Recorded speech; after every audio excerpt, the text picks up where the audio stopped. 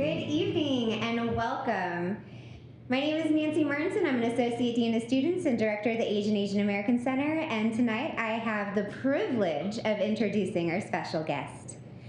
Glenn D. McPantai, Esquire, is longtime civil rights attorney, seasoned nonprofit executive, professor, and veteran LGBTQ rights activist. He is the principal of McPantai and Associates, a nonprofit consulting and legal services firm. For over 30 years, Glenn has been a fierce advocate at the intersection of racial justice, immigrants' rights, and LGBTQ liberation. He has mentored countless students, young professionals, lawyers, and nonprofit practitioners. He is an adjunct professor of Asian American Studies at Hunter College CUNY and Columbia University. He taught race and the law and public interest lawyering at Brooklyn Law School. Glenn co-founded and served as the executive director of the National Queer Asian Pacific Islander Alliance, a National Federation of Asian American, South Asian, Southeast Asian, and Pacific Islander, lesbian, gay, bisexual, and transgender organizations for nearly a decade. Glenn was a nationally recognized civil rights attorney at the Asian American Legal Defense and Education Fund for nearly 20 years. He is an authority of hate crimes, the Federal Voting Rights Act, and expert on Asian American political participation. Cornell, let us welcome Glenn! Hi, and oh my gosh, there's like 400 people that are here in this room. There's over 1,000 people in Zoom land. Hi, Mom! I'm so happy to be here, and I'm so happy to return to Cornell. This is a very special school for me. My sister, my brother-in-law went to this school. They're Cornellians. Go Big Red. Yeah, go Big Red. Whatever. And I also want to say that the last time I was here was in 2002, over 18 years ago. I was doing a program with students and doing another program in 1998 with the LGBTQ students. It is like coming home, because this campus is such a special place. The staff, the people who are here in this room, all of you, I know that they're muted to hear all their applause, but thank you so much for everything that you have done. So I'm going to talk tonight about change through allyship, race, and queerness using my stories to talk about the experiences that we have faced throughout this community. Now, I want to say that I'm going to speak with a lot of authenticity. I'm going to be very honest, my personal experience. I speak with a lot of candor. Look, I'm a New York lawyer, so I'm going to cuss a little bit. So, I try not to use explicatives, but sometimes shit happens, and it just comes out. So I apologize for that, but, it is who I am. And I'm going to share these stories of intersectionality, these stories through what's been happening around anti-Asian violence and identity through allyship and LGBTQ rights and identity. I have spent over 25 years litigating civil rights for the Asian American community and 35 years speaking truth to power so that LGBTQ people are valued and recognized in this country. I've been doing this work since 1987. And I would not be here and achieve so much were it not for the staff, for the faculty, for the students, but really the support staff who are here, who help the students at this amazing university be all of who you are. I mean, even the people who are on tech. I already look really good. They're making me look fabulous. So thank you so much, gentlemen, and for all the work that you have done. So let me just say, my outline tonight, I'm going to talk about hate crimes, what's going on in America today, the historical struggle for justice that Asian Americans and LGBTQ people have faced, intersectionality, and something that many of you will learn in the profession as you graduate, or maybe you are alumni of this institution, about diversity, equity, inclusion, and where do we go from here? How can we use this moment as a movement for social change and transformation? So these are really tough times. I mean, I made the joke 2 years ago that you couldn't cough and be Asian. I never thought that that cough would turn into a casualty. A year ago, there was a shooting at a massage parlor in Atlanta, Georgia. A few weeks later, there was another shooting at a Federal Express facility in Indiana. 6 years ago, in Florida, at the Pulse nightclub shooting. At the Pulse nightclub, a shooter killed 50 Latino boys and drag queens, young men. And then almost 20 years ago, 21 years ago, 9/11, and the beginning of the racial profiling, detention, and deportations of South Asians, Arabs, and Muslims across this country. So just a couple of facts. The FBI has found that there has been a 149% increase of anti-Asian violence in this country. Stop AAPI Hate, and we're going to talk a little bit about them later on, documented almost 10,000 incidents of discrimination and harassment of Asians and the blaming of us for COVID-19. Since in 2020, 44 people of transgender experience have been murdered and killed, most of which are Latina or African American trans women. 400 deaths since the year 2000 alone. And so many of those are underreported. So I'm a lawyer. You know, one of the first pieces of federal legislation that I worked on was to pass the Matthew Shepard and James Byrd Jr. Hate Crimes Act. I started working on that bill in 1988, and in 2009, President Obama finally said it. Mr. Obama, this is my picture. I have that picture with the president to prove it, so that's pretty exciting. It only took 20 years, but we got it. And we are so excited that that happened. And then people ask me, well, you know, why isn't what happened in Georgia being prosecuted as a hate crime? Right? Why is what happened in Indiana not yet there? And let me just explain, I teach at Brooklyn Law. Let me just explain a little bit about how hate crimes litigation and prosecution works in this country. The states actually had the first obligation to prosecute. And so you see this on television. It's the state, it's the people who are the first ones to sue whenever there's a crime, a murder, or a hate. But in Georgia, I had worked with Georgia Equality in 2019 to pass their state hate crimes law.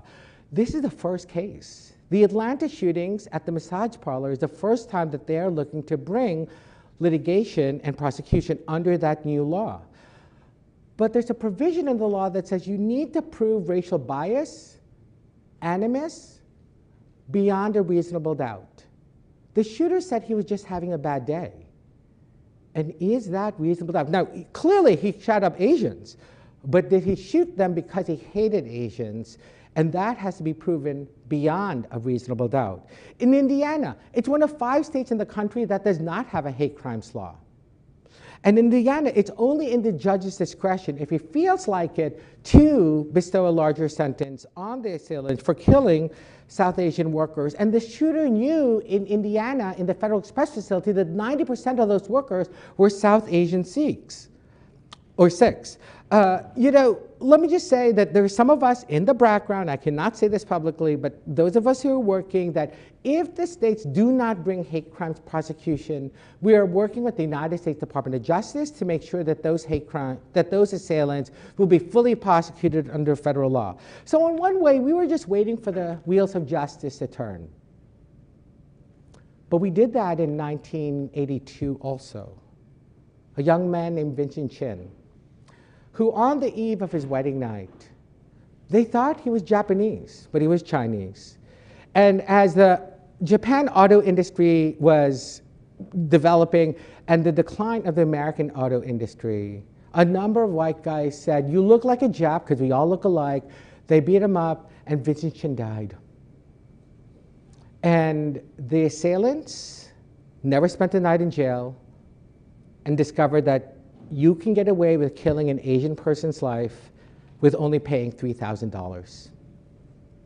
The law strives for justice, but the law is not always justice.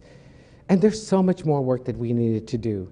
The broader context of what's been happening during this time is that it has been 2 years of anti-Asian harassment since the dubbing of COVID-19 as the China virus, or the Wuhan virus. It has been 20 years of the profiling of Arabs, Muslims, and South Asians as terrorists since 9/11.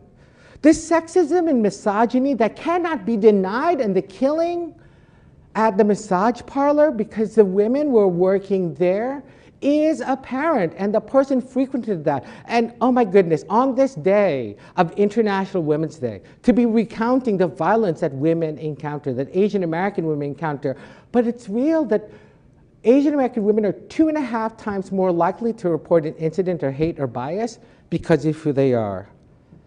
You know, this is very real. 20 years ago, I am the survivor of a hate crime for being gay. I am also the victim of a hate crime for being Asian from 20 weeks ago. This is happening to me, yo. And I teach at Hunter College and I teach my class, and those students are also experiencing these same things. But it's not just the killings. It's not just the killings that came up upon our community, but it's also the disrespect or the harm itself. That in Florida, at the Pulse nightclub shooting, they shot us, the shooter shot us in a gay bar. I mean, that was our home, that was our safe place. Girl, that's where I used to vogue, I used to do my stuff. I got my little maniac routine, it was safe. It was away from others and I was normal, I was affirmed, and that place was taken away from me when the gay bar became a place of danger. Similarly,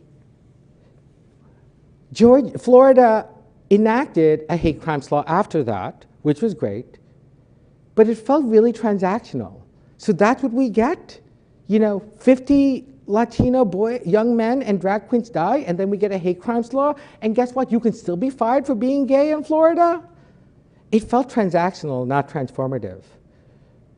In Indiana, you know, I love my Asian American colleagues, but it took some of them a week to come out and say that this was an anti-Asian incident of hate. That the shooter knew and visited a series of white supremacist websites before going to that Federal Express facility. And in Georgia, the police couldn't say the victims' names right. The media misspelled our names. For Asian Americans, for Asians, our names mean something. They are special. And in this time of COVID-19, we are all dying from this disease. It's hard, yo. And I want to affirm and recognize how difficult it is. You know, what has happened is that our community is scared and stressed. And even those of you who are in Zoom land, your offices are opening up. You'll be in person soon. You got to get to work. And then who is waiting there to target you? And I get it. I rode the bus here to Ithaca, and you know, I always had to watch out for what was going on. Normally, as an attorney, and I've worked on hate crimes for many years, I would say that, you know, hate crimes are isolated incidents. They're very rare. They usually don't happen.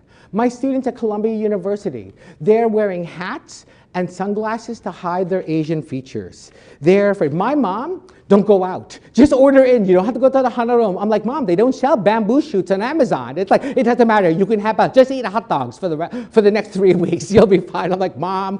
But it is so true that we are fearful of being Asian. And for some of us, we were ashamed to be Asian. You know, when I was a kid, I'm brown-skinned. I wanted to pour porcelana, the fake cream, all over my body. I wanted to lie to myself because I wanted to be white. I wanted to be American. I wanted to be accepted. And I had to overcome the internalized racism, identify who we are. And that was hard. You know, we're told to seek mental health services. And that's really great because we are stressed. But let me just say a couple of things about mental health services.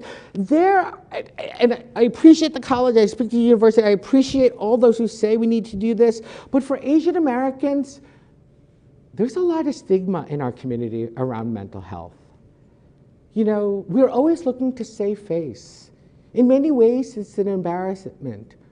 We're told, you know, just don't say anything. Tell your friends, tell your family members, but don't really talk to anybody else. You know, and our friends are facing compassion exhaustion. They're holding their own families together. They're holding their siblings. They're dealing with their classes. And then they gotta hold you. It's like, it's too much. Your family, your parents say, you can always talk to me, I can support, and then you tell them what you're going through, and then wait, it's a trap, because they say, oh, it's not that big of a deal, just get over it, you don't mind it. I'm like, Mom, I'm really stressing, you know, hear me, and it's like, it's fine, you'll be better, just study hard. It's like, great, you know, fuck. It is like, and then we look for culturally competent services, they're all white. You know, they're all straight, they're all cis, they don't look like us, they don't understand our community. It is hard. Now, I will say that we buy into the model minority myth because we believe that we can get through it. I am having a hard time getting through it. Asians do seek professional mental health, do seek professional services. I am sure many of you who are students saw an academic advisor, an academic counselor who helped you with your academic career. I'm sure that in the job market, you also will find a mentor, someone to help you achieve your ability in the professional setting. So why is it when you can't sleep, when you can't eat, when you feel it here, that you won't see a therapist? And I'll tell you, you know, thank God for like antidepressants and anti-anxiety medicines. I took them before coming here. I'm seeing a therapist. And look, I have been through some of the most horrific incidents of violence and harassment. I'm a lawyer. I deal with people's legal problems and secondary trauma constantly. If I'm having a hard time holding this, who's holding you? Who's keeping you strong so that you can achieve all that you can?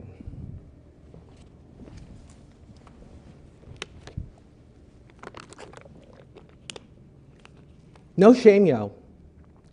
Mental health and accessibility and your survival in this very difficult time and stress is extremely valid.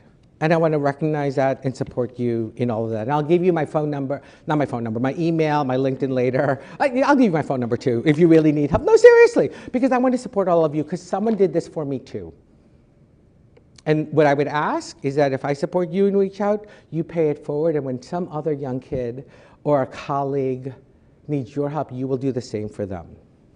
But to understand the violence and what is happening now in America today is to understand the history of anti-Asian violence and the struggle for justice in America. And some of you may not know this. You may be foreign born, maybe you went to school abroad, or you never took an Asian American studies class, and you all should. You have some of the most amazing faculty here at Cornell, and if they're not good enough, you can always zoom into my class. That's great, I learned from them. But you know, Asian Americans, we have built America, but we have also been discarded by America. We built the Transcontinental Railroad. We united the East and the West of the United States of America, and we were rewarded in 1882 with the Chinese Exclusion Act. Today, Chinese scientists and students are being surveyed as spies for China because they're engaged in treason and espionage. It was only in 1952 that our community could become citizens of this country. For the gay community, we have healed America, but we have been pathologized by America. Gay people are the original activists that said we need a national health care reform program. It was them who was dying. It was the gay men and the lesbians who supported them in the 1980s who were dying from a disease that said we need health care and health care is our right. And finally, again, in 2009, well, maybe later on, the President Obama finally enacted that bill. But for LGBTQ people, let me play into the stereotype. We have been the entertainers. We have been the singers, the musicians, the florists, the hairdressers. We make y'all look good. We give you a good time. And that's great because I love this community and that's who we are. And then in 1952, there was an anti-gay immigration ban. If you had a pathology, you could not enter the United States. Oh my gosh, in 1987, we had an anti-HIV travel ban. Oh, you know what? I remember in 2017, when I had to sue President Trump over an anti-Muslim travel ban. And people seem to forget that most of the world's Muslims are in Asia. India, Bangladesh, Pakistan, Malaysia, Indonesia. Yes, there's a lot in the Middle East, but most of the Muslims in this world are in Asia. And many Muslims are queer, trans, bisexual, lesbian. Queer folk are also Muslim. And so I said, we have been here, oh, that's a lot of hate. It's been going on, it's pretty terrible. So we have been here, my slide deck is off, sorry. It's fine, those are just the points, I'm the power. We have been here before. We have been here before. 1882, 1952, 87, 2017. This has happened to so many of us before. Let us not forget what has happened to Muslims before. And we are working hard to make sure that we can try to change that.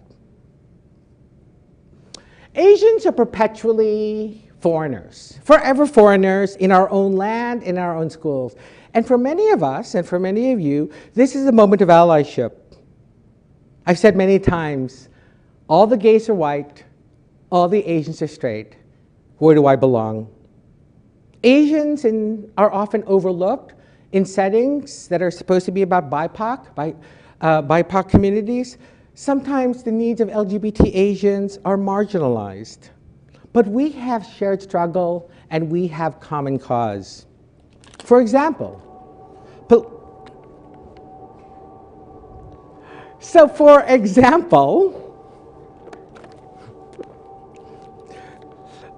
police misconduct.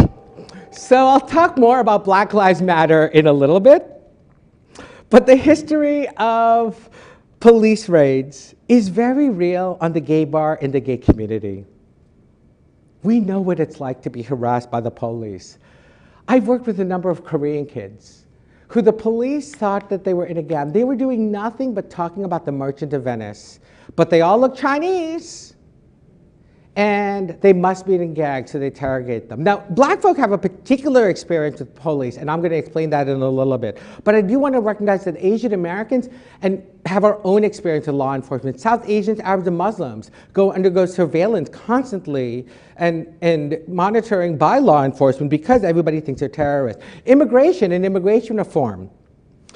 Biden, on his first day of office, put in a bill that said, I will put in a bill to Congress to give 11.5 million undocumented immigrants a path to citizenship in the United States. It's stalled. We're still working on it. I'm going to ask y'all to take action on this later on.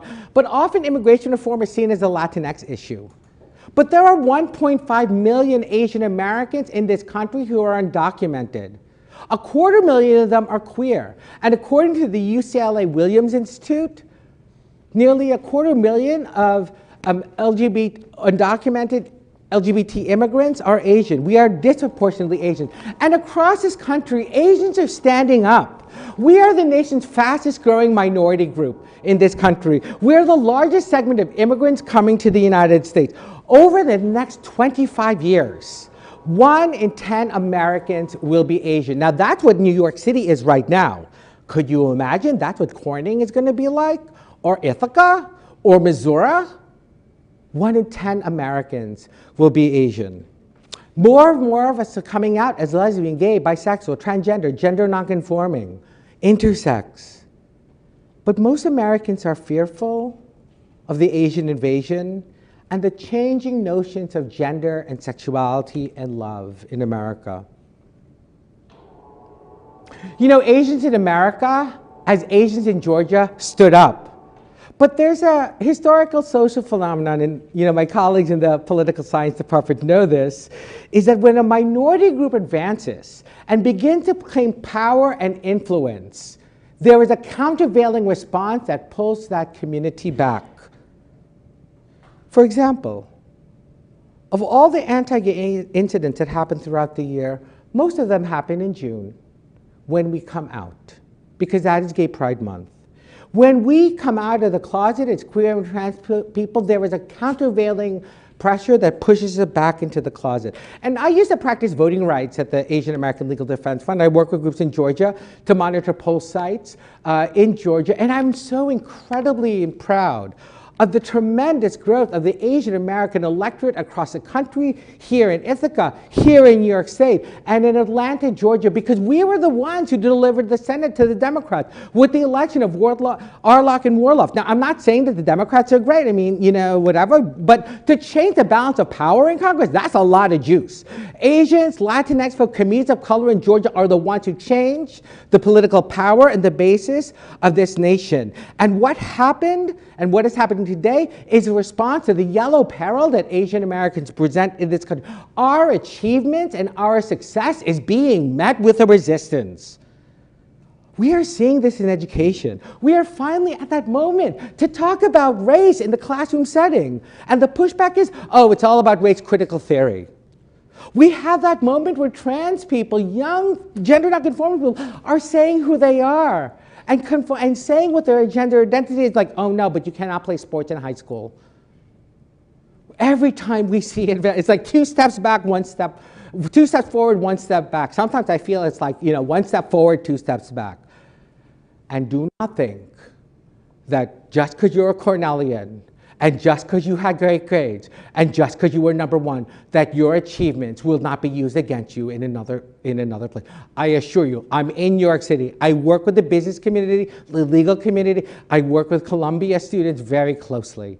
And I'm going to talk about some of the things, those of you who are outside of the university, those challenges, and those of you who are, I see all the alumni nodding your heads to say, what is it like being an Asian in corporate America?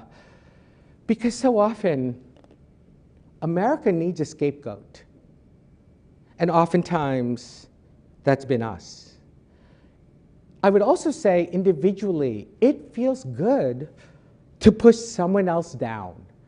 Somehow it lifts you up. And we see this all in social media. This call-out culture where, and there's a legitimacy to accountability and learning how to do things better. I get that. But sometimes it's just like nastiness. And the way it's deployed, because you just want to feel better than somebody else. You want to show how you are more woke. You want to show that you are better. And who are you taking down? Somebody who you should be lifting up. But you're actually just taking them down. And I want to talk about that in a little bit, my own experiences with that in a story. But I also need to respect and recognize the queer Asians that are out there. My people, yo, how you doing? Okay, I can't, can you hear it? No, I cannot hear you if you're clapping. Okay, that's fine. I see some of you. Oh, that's great. Okay, so queer Asians, I'm your people. You're my people. We love you. So it has been 2 years that the United States Supreme Court said that the Civil Rights Act prohibits discrimination on the basis of sexual orientation. That is fabulous. But it is only in the context of employment. The job is not done. It is wonderful that we can keep our jobs, but we can lose our health care.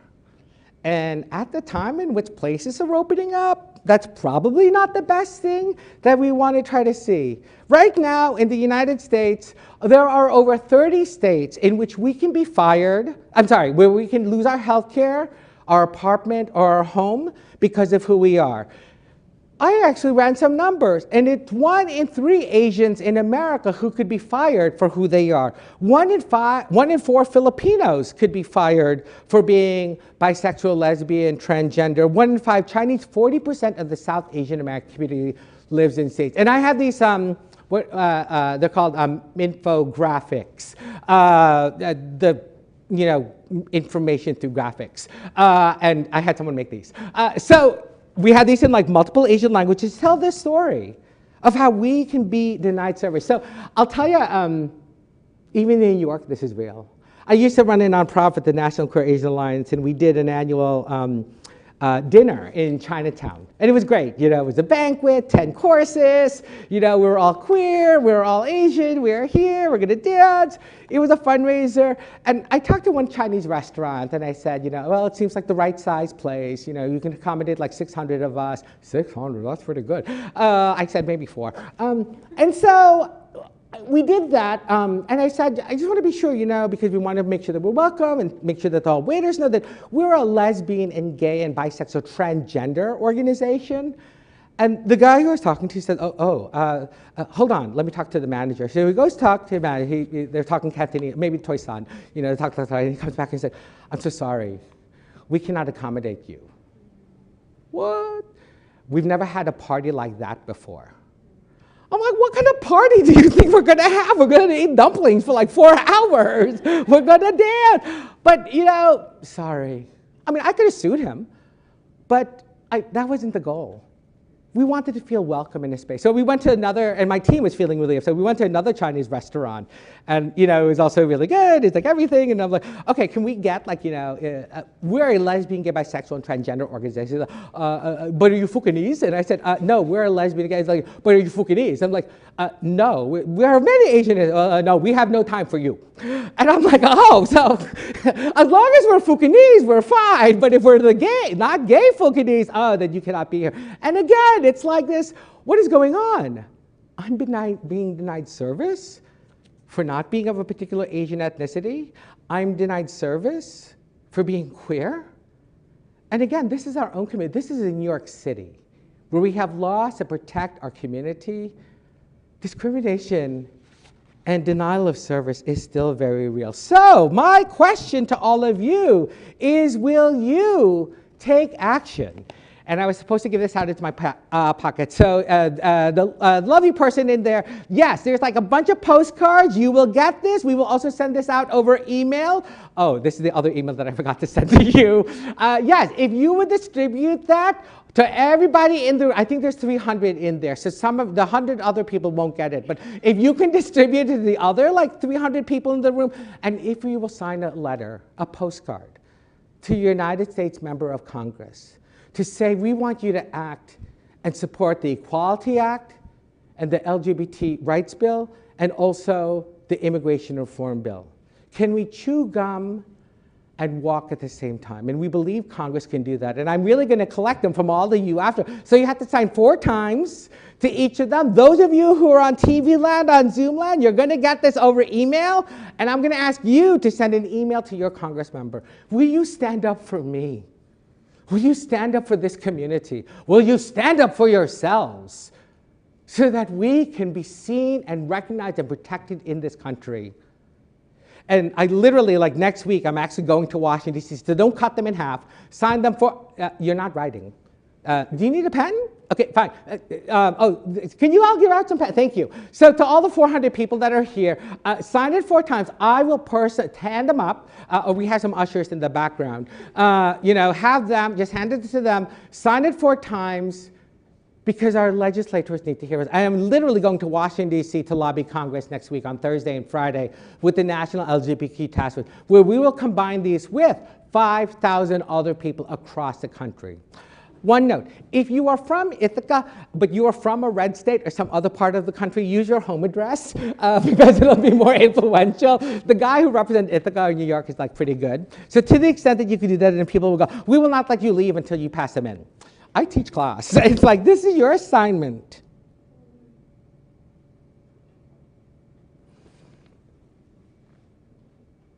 The Supreme Court also said last year that there might be a religious exemption to your rights as queer and trans people. And that came up in a court decision with regards to whether we could have kids, whether we can be adoptive parents. My experience, there's 3 things, and maybe just for the Asians in general, there's only 3 things that our parents want from us. You know what they are. Get a good job. Work on Wall Street, make a lot of money. Number 2, we don't want you to be alone. It's nice if you love someone, but that's secondary. Just someone who can care for you. And 3, make me a grandparent. That's all they want. And that's a tall order, I get it. But still, they have sacrificed for us, and then we are told that we cannot do that. And so that is why I'm asking you to sign this postcard, to send this email to Congress, to say that we can have children, to say that we can keep our health care, to say that the aunties and uncles who are undocumented can be recognized for who they are. As an LGBT community, we want to advance in our rights, and as Asian Americans and Asians in America, we want to advance in our recognition.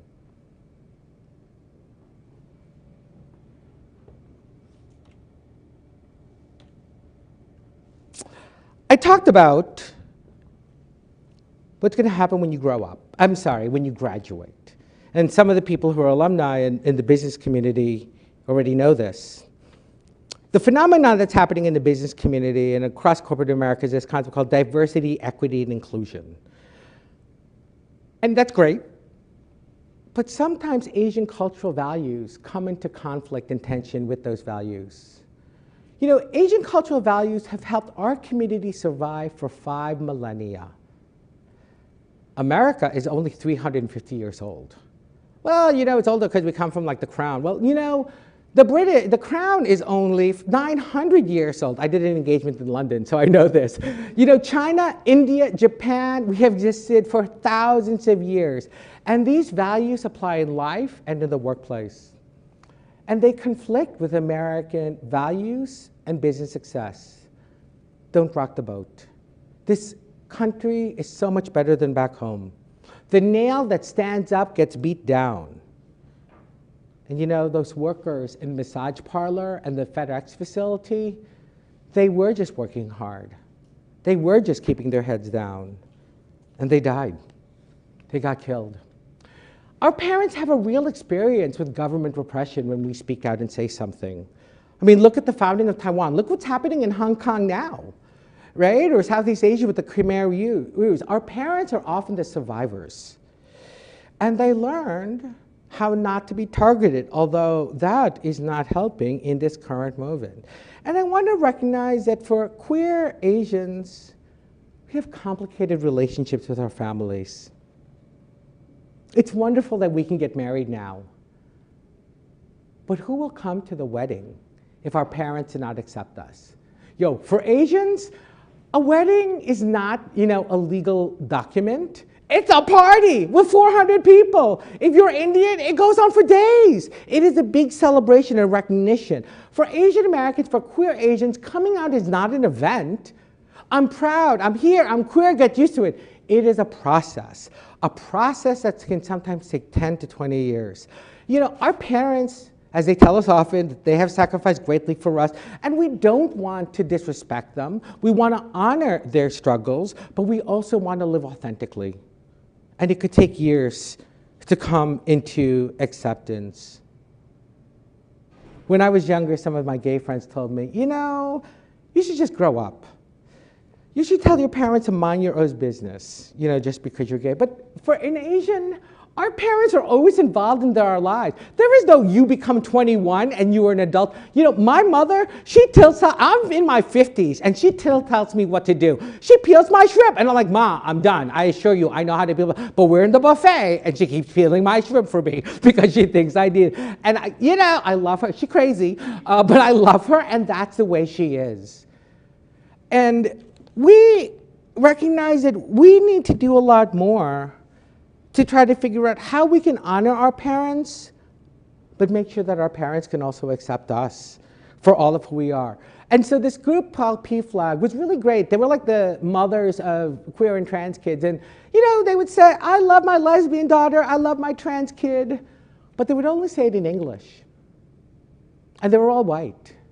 And so could we not paint a narrative of Asian Americans who have loving, supportive parents across America? And I was so happy to work on this campaign at the National Queer Asian Pacific Islander Alliance, which is called Family Acceptance, because we not only work on policy change through these postcards that all of you are writing, right, and still signing, but we also work on cultural change. And imagine you are watching your favorite Bollywood movie, or your favorite Chinese soap opera, or Filipino comedy, and this comes up. 太多的时候，我们的孩子在这社会里遭到歧视、孤立和排挤。我以我儿子为荣，我一直为他感到骄傲，他一点也没有改变。现在是时候站起来，支持你的孩子、我的孩子、我们的孩子，分享你的故事。爱及接受你的孩子，不管他是同性恋、双性恋、跨性别恋者，无论如何，家人毕竟是家人，爱依然是爱。I do this because I love my son. Yeah, you know, during lockdown, it was like the time in which we were really doing as much as we could. I just watch these all the time, and we have them in many different Asian languages. We have them Korean, Lao, that was in Mandarin. We have Cantonese, Tagalog, to tell our parents stories of the love and support that they have of their queer and trans kids. Every Asian should have the love and support of their kids. And I know your parents ride you hard. My mother rides me hard too, but I know she loves me. And it is the way that they are because they so much want us to have a better life than they did.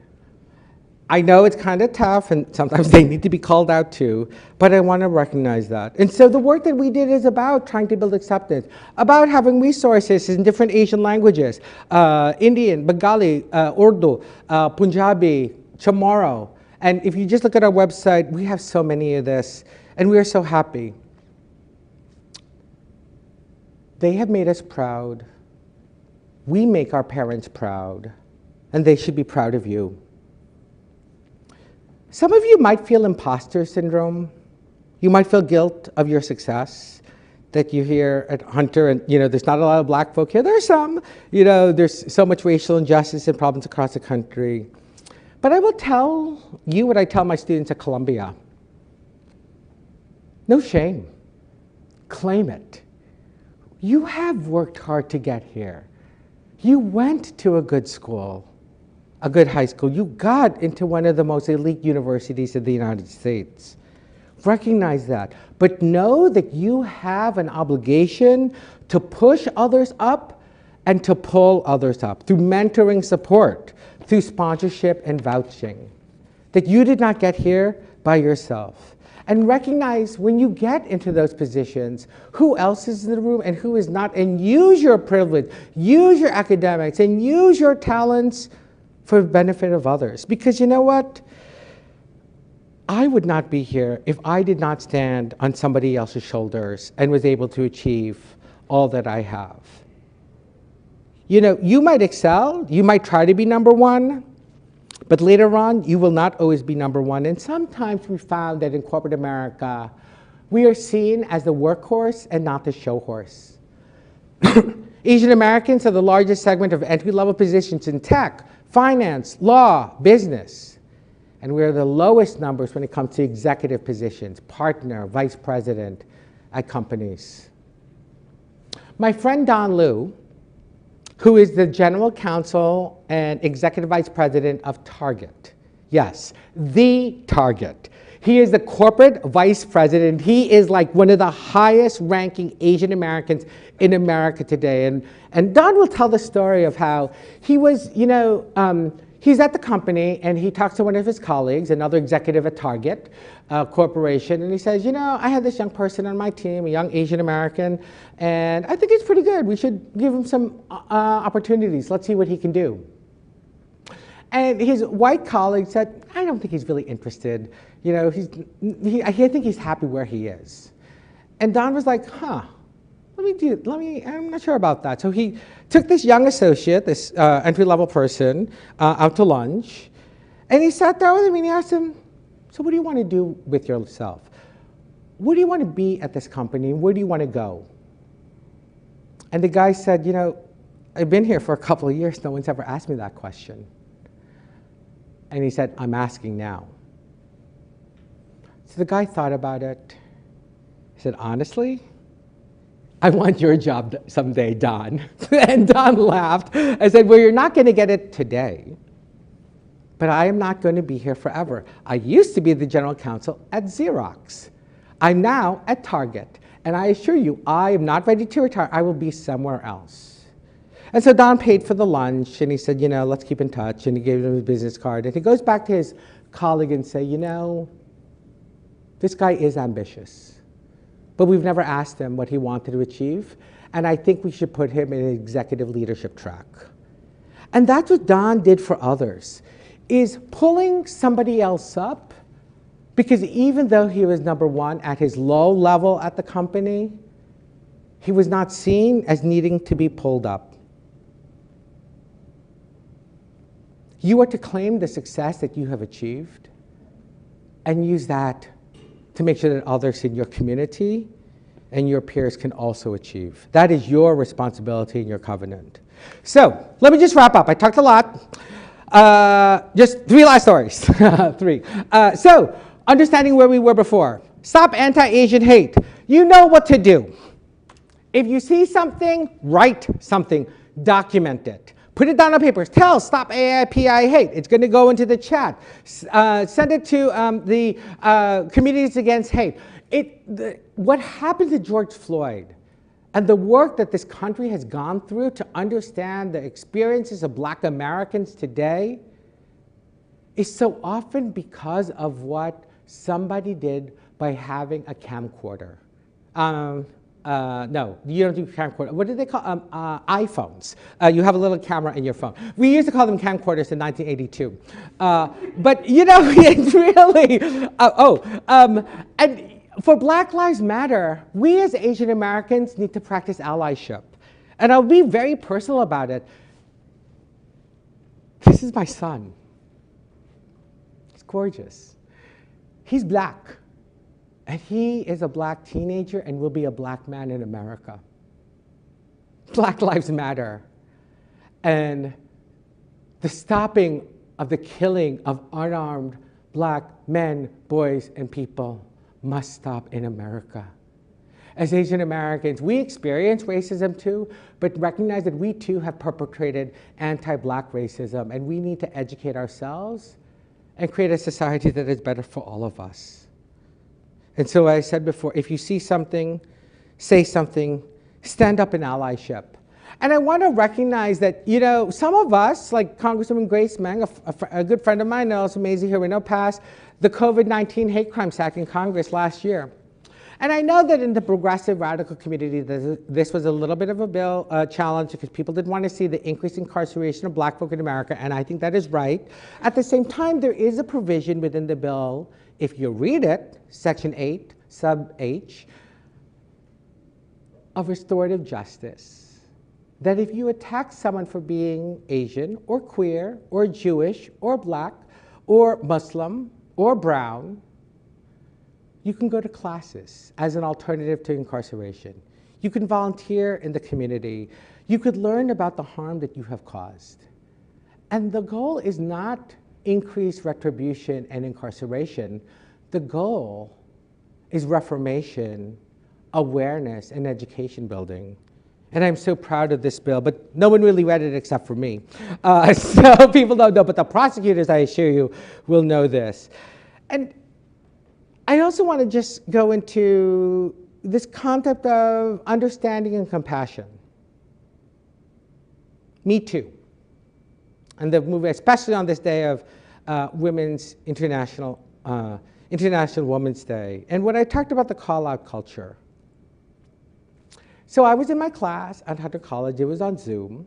And you know, I crack a lot of jokes. I try to make people laugh. And there was this young woman, and I actually said something that was actually fairly sexist. I mean, I'm the guy who had worked on the Violence Against Women's Act in 1988.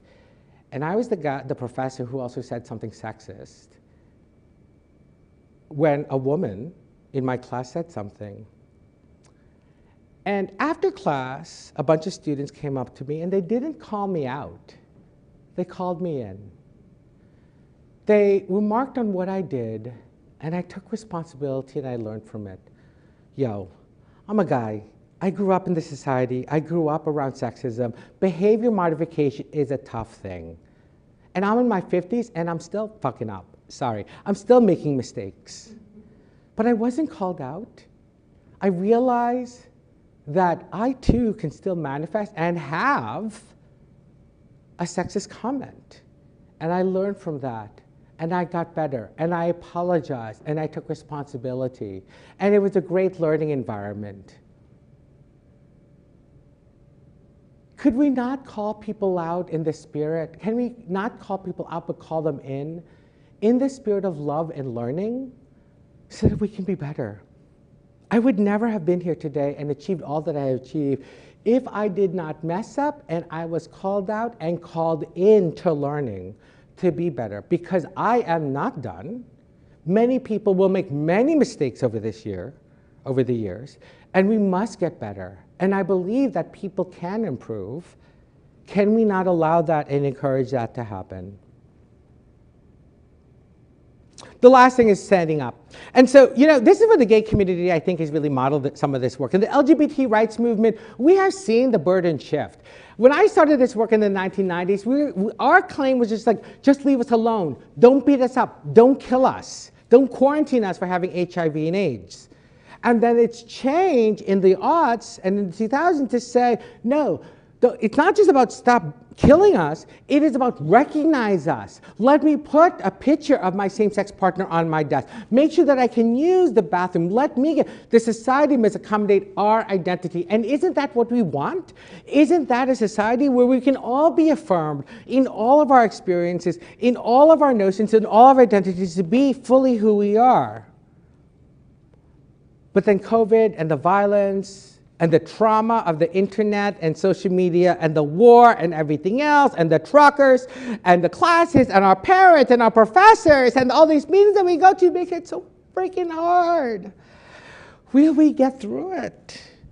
And I said the same thing about COVID. When will it pass? And I don't know. I mean, we had, what was it, Delta? We had now Chromicron. Just wait till the Omega one comes up. It's okay, we'll get, but, so that is why I say, can we make this transactional moment more transformative? That we have same-sex marriage, but can we now eat in restaurants? Can we, as men or people who identify as cis male, identify that we can unintentionally manifest sexism and bigotry against women? Can we not show allyship with BIPOC and communities of color to show the support and how we will stand up for them when they are also the most vulnerable? I said I would not get to this position in where I am were it not the support of others and were it not making so many mistakes and learning from those mistakes. So I came out in the 1980s at the height of the AIDS crisis. I was a femboy, and I was convinced I was going to catch AIDS and die. My parents came over in the first wave of immigrants to the United States right after the immigration restrictions were lifted in 1965. I was the only Asian on my block. My friends said that my house smelled foodie because my grandmother would fry fish in the background. I hated piano lessons. I wasn't good at sports. I didn't get good grades. I didn't think I would make it. And I wanted to commit suicide. I was one of those teenagers, those gay kids, who tried to kill themselves because of who I am and what I am. But there were others, strong women, black women, who supported me. They got me through college. They got me to law school. But in law school, I got in because of affirmative action. I must say it. I was one of those dumb kids which lowers the bar. I got an F because I was coming out, because I had a hard time. But my mentors and leaders and people I work with knew that I had a potential, but it was not coming through. And Ken, if we give this kid an opportunity, could he achieve it? I did great in law school. I graduated at the top of my class. I made law review. I made law review twice. A member of the United States Supreme Court asked my dean, this person ever thought about a clerkship? And when I graduated from law school, I said I wanted to give back to this community. So I got a job at ALDEF, at the Asian American Legal Defense Fund. And I have seen states and cities across this country for Asian Americans. I filed briefs on behalf of the civil rights community in support of same-sex marriage. I was able to reach my fullest potential. I told Obama what to do. I was able to go to the United States Supreme Court and actually file cases there, 15 of them. I lost a lot of them, but that's not because of me. That's because of the way the court is. I made sure that the Constitution of the United States of America and that the civil rights and laws of our country and the dignities that our community as queers, as Asians recognize have full bearing on that. And that is the work that I have done. Because of affirmative action, because I was supported, because someone else pushed me, supported me, and let me make mistakes and schooled me. I would not be here today talking to all of you all fine people. You as Cornellians, you have the weight of the world on your shoulders. You are the next generation of leaders of America. You will inherit this world and you will guide this world. And I know you're still trying to figure it out. You're still trying to figure out what, but it is your responsibility. The community will look to you for leadership. And so with this hardship that you too will survive, sometimes I remember the character in Chinese for crisis is made of two constituent parts. One, meaning danger, the other meaning opportunity. We are in a dangerous situation right now, but what is the opportunity that befalls you and befalls all of us to transform the society into the society that we want? Thanks. I can't hear you. Turn up this unmute. I hear you. Thank you so much. All the 4,000 people in this room and everybody on Zoom land, I miss you so much. I'm done.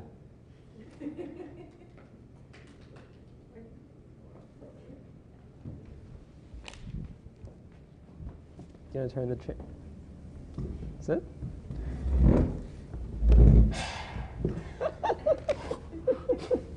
So thank you, Glenn. Thank you. My name is Juan CEO. I'm a PhD student here at Cornell.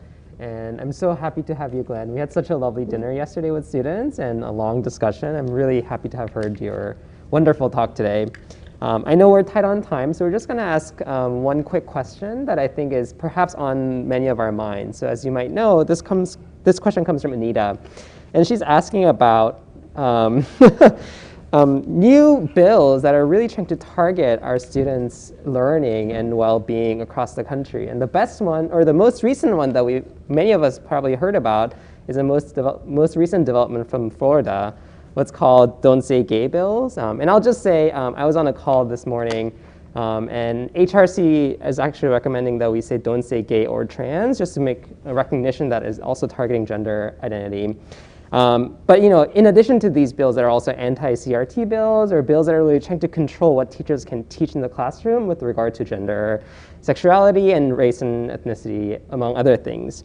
And so Anita's asking what we can do to fight these kind of hateful legislations, especially for those of us who don't live in these particular states, and how we can support other children and students who might be being affected by these hateful laws. 3 things. Number 1, you could donate. You can give $5 to a company or a group or a nonprofit that's doing some of this work. Number 2, you could send an email. You could write a letter, you can post. And you know how to do this, but remember, in organizing, we have to take a demand to a decision maker. So I understand you may not live in Florida, but saying something to the Florida legislators, because guess what? People tour Florida. They go to Disney World and Universal and Wikiwachi and what else is there? Knott's Berry Farm. Is that still open? I don't know. I went there in 1962.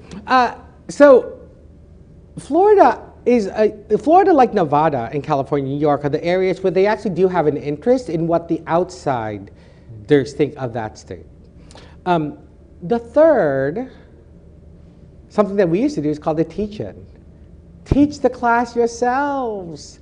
Do a Zoom class, put your friends in, bring your own speaker, work with your campus directors to do a teach-in, because if the educational system will not teach our history, our community, and our stories, we'll teach to ourselves. And that's what we've done in the Black community.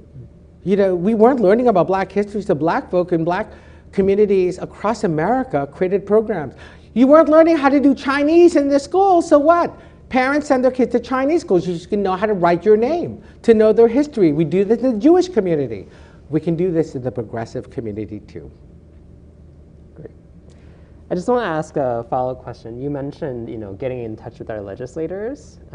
What are some best practices in really influencing legislation and poor practices for members of our everyday community? Poor practices is just share or a tweet. Now I'm serious. It's great to, tell people, but unless you are friends with Mitch McConnell or unless Nancy Pelosi follows you, it's kind of useless. You are not taking demand to a decision maker. So honestly, I really do think that that's a bad practice. What is the best practice? Tweeting to Nancy Pelosi, sending an email to Mitch McConnell. And they do see that. The right and the opponents are doing this all the time. Grandparents do this constantly. Where is our community? All we do is we share, tweet, and repost. You want to do a meme, something witty? Print it out and mail it to your congressman. No, I'm really serious, with your address, so that you are taking a demand to a decision maker so that they can see. And that's why all of you signed a postcard today. And that's why all of you in Zoom land are going to email Congress in support of the Equality Act and the Immigration Reform Bill. Because it is not just sharing it with your network, it's taking the action to do that. And that's the best practice. Well, thank you, Glenn. That was super helpful. Nancy, do you want to come up and close us Wait. out? I do want to say that because we did not get to so many questions, reach out to me. There's my email. Seriously. Connect with me on LinkedIn. Sorry I talked a lot. But really, if there's anything I can do to support you, anything that I can do for you to learn or whatever, I am very happy to do this. I mean, nobody else listens to me. Maybe some of you will. But seriously, contact me. I'm happy to do whatever I can for you. All right, and to close it off, I just want to quote a couple things that we heard tonight. Speaking truth to power. Asian Americans built America and have been discarded by America. Gay community, we have healed America but been pathologized by America. Those are just the points, I'm the power. Our achievements and our success is being met with resistance. So often, America needs a scapegoat, and oftentimes it's been us. You want to show you are better, but who are you taking down when you should be lifting them up? And will you stand up for yourself? Cornell, what a remarkable evening it has been. Glenn, thank you so much for coming over here to Ithaca. We have been just so blessed with your presence. Thank you for tuning in, and I wish you all a wonderful evening.